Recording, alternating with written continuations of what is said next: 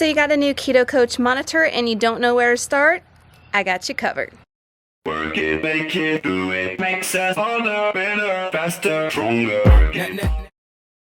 Hey y'all, welcome back to my channel, and if you're new here, welcome. My name's Nicole and I've lost 100 pounds doing a low carb ketogenic lifestyle. Today I'm going to be talking all about the Keto Coach monitor. Now this monitor only tests ketones at this time. They are going to be releasing a dual monitor either this summer or this late fall, so stay on the lookout for that. But this one I'm going to specifically talk about is just the ketone testing monitor.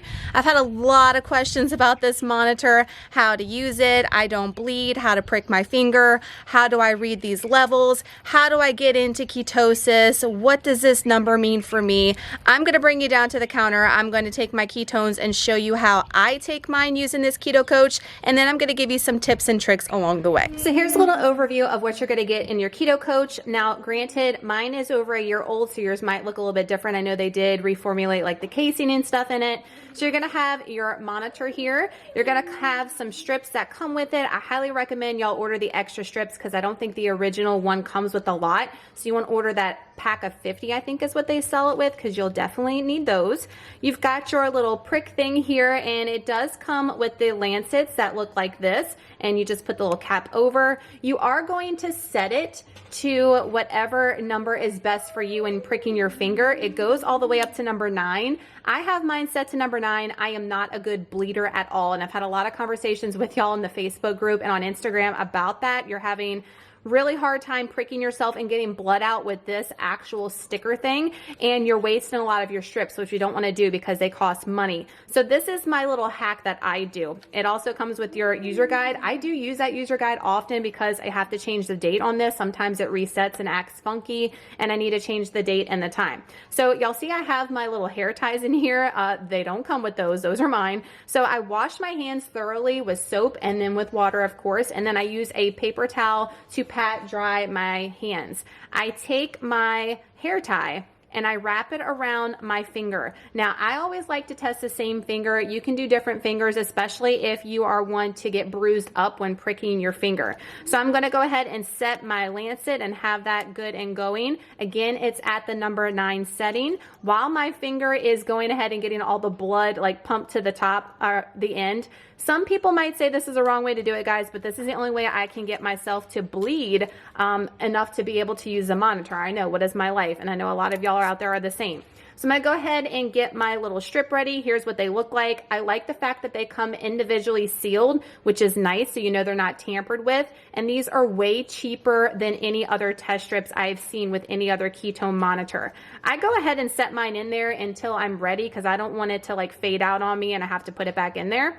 And then I will go ahead and prick my finger at this point. You can see I'm getting a little purple at the end. I like to do it on the sides of the finger, and that's what nurses recommend as well. And I push really hard to get it in there. I know you might not be supposed to do that because of the bruising, but that's what I have to do to get myself to bleed. You do you out there on what's best for you. This is just my experience, and I wanted to share because I know a lot of y'all have been messaging you're having the same exact issues. So we're gonna go ahead and go on the side here. I'm gonna stick, and it does not hurt at all, guys, even with me pushing in. And as you see, I went on the side, but it kind of went in the middle there, but that's okay. I'm gonna go ahead and stick my strip down because we are ready to go with our blood. We are bleeding pretty good today, more than I usually do. And then you want to stick this like really close to the blood so it can get in. If you don't stick it close enough, guys, it will not get in, and then it'll say error, and you don't want to, again, waste that reading with these strips.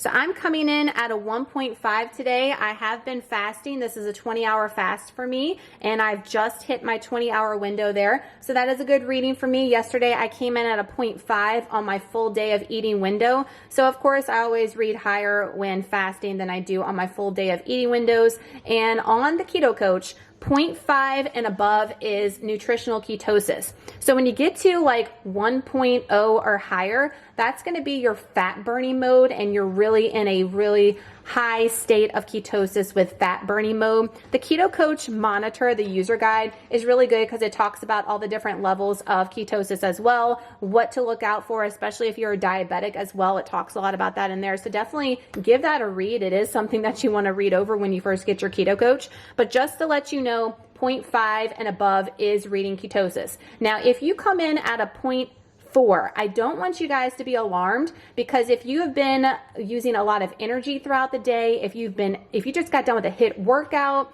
if you just went for a jog or a run and then you test your ketones right after or shortly after, you're gonna come in at a lower reading. So don't be alarmed with 0.4. Doesn't mean you're necessarily not in ketosis. I actually read a 0.4 quite often, and then I'll test like a few hours later and I'll come in at a 0.6. So it doesn't mean that during that time when I tested, I was really out of ketosis. No, it doesn't. It just means that I wasn't reading in the 0.5 stage, but my body's still fat adapted. I'm still doing the right things, putting the right foods in my body, and we are still in ketosis, if that makes sense. This monitor I highly suggest for people that are just starting keto and they want to know what they're doing is getting them on track and getting them into a state of ketosis. Or if you are fat adapted, you've been doing keto for a long time like myself, and you just like testing on your fasting days, or if you like testing every day just to see if any new foods you might have incorporated affected your journey. Is this something that is necessary to do keto? Absolutely not. Do I think it's a good tool and a good gauge to have in your back pocket to keep you accountable, number one, and to keep you on track? Absolutely. So I highly recommend getting one, and I highly recommend this one. As y'all know, if you want to know my thoughts on other meters on the market, you can send me a message on the Facebook group or on Instagram. So now that I've showed you how I test and a couple of tips and tricks, let's talk about a few more.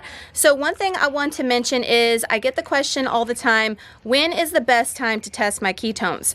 You never want to test your ketones first thing in the morning, because there's something known as the dawn effect, which means that everybody's ketones are really low when you're asleep. Once you wake up about an hour or so, your body starts to awaken and your ketone levels start to get to the normal levels that they usually are. So if you like to test in the morning, don't test when you first wake up initially. Wait about an hour or so and then test, and you'll get a more accurate reading. Everybody's different. I like to test mine either right before I break my fast on fasting days. I also like to take it between 3 and 6 p.m.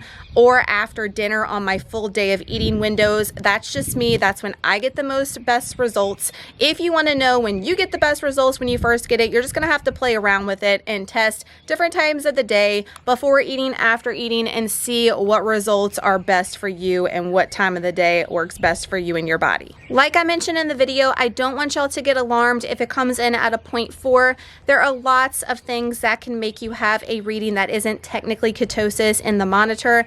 You could be eating really high protein. There are myths saying that protein doesn't affect ketones. For me, it definitely does. On my high protein days, I can see a significant difference in my ketones. When I do the carnivore challenge, they are really low. So that definitely makes a difference with my body. It may not be you. It may be something that you're eating. So I want to bring up, if you are eating things and you're not sure if they are knocking you out of ketosis or not, you can use this little monitor to help. It is so good for that. So this is how you do that. So wake up fasted in the morning, wait about an hour, test your ketones, see where you are, eat the food you think is in question, and then wait 3 hours later and then test your ketones again. You want to wait 3 hours, guys. Some people say to do it in 30 minutes to an hour. Your blood glucose is going to rise as soon as you consume something every single time.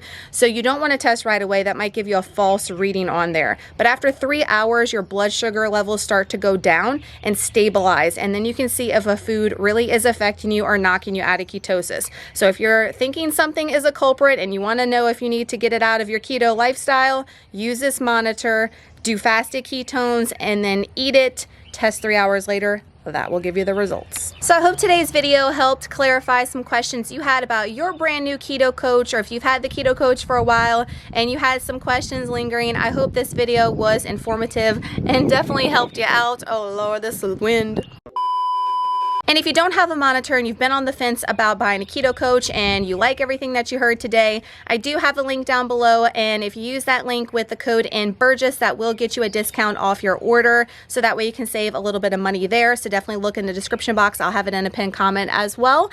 And I thank y'all so much for watching. I just wanted to make this, like I said, because I have gotten a load of questions in the past couple weeks, and I thought that a video might be something good to go back and refer to when you had question marks lingering about about the Keto Coach. So go get you a Keto Coach monitor. Also, I want to end with, we are doing a Keto Coach challenge, the whole community, the whole keto community.